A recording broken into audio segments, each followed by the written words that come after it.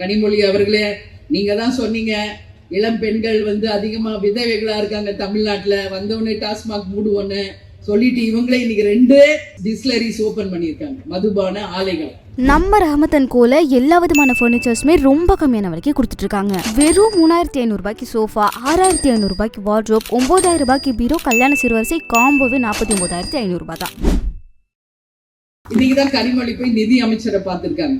எதுக்காக பார்த்திருக்காங்கன்னு பார்த்தா, செங்கல் மேல இருக்கிற வரியை குறைக்கணும். அதான் ரொம்ப முக்கியமா.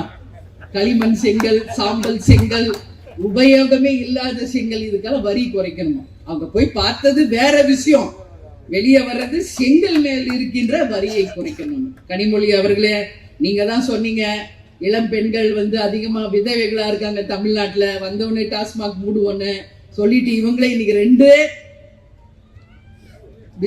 டிஸ்லரிஸ் ஓபன் பண்ணியிருக்காங்க, மதுபான ஆலைகள். தெரியுமா உங்களுக்கு எல்லாம்? 2 ஆலைகள் இன்னைக்கு கனிமொழி அவர்கள் ஓபன் பண்ணியிருக்காங்க. அதனால நீங்க சென்ட்ரல் கவர்மெண்ட்ல இன்னைக்கு எம்பியா இருக்கீங்க, அமைச்சர்களை சந்திக்கும் பொழுது நீங்க கேட்க வேண்டியது, தமிழ்நாட்டில் டாஸ்மாகை நிரந்தரமாக மூடுங்கள், எங்களுக்கு மருத்துவத்தையும் கல்வியும் இலவசமா கொடுங்க, மணல் கொள்ளையை முற்றிலுமாக எங்க தமிழ்நாட்டுல தடுக்கணும், கனிம வள கொள்ளையை தடுக்கணும், ஒரு லஞ்சம் நேர்மையான இல்லாத ஒரு குறைக்கணும்னு சொல்லி கேட்டிருக்காங்க. இது மிகப்பெரிய ஒரு காமெடியா தான் இன்னைக்கு மக்கள் எல்லாமே பார்த்துக்கிட்டு இருக்காங்க. செய்திகளை உள்ளது உள்ளபடி தெரிந்து கொள்ள ரெஃப்ளெக்ட் நியூஸை சப்ஸ்கிரைப் பண்ணுங்க.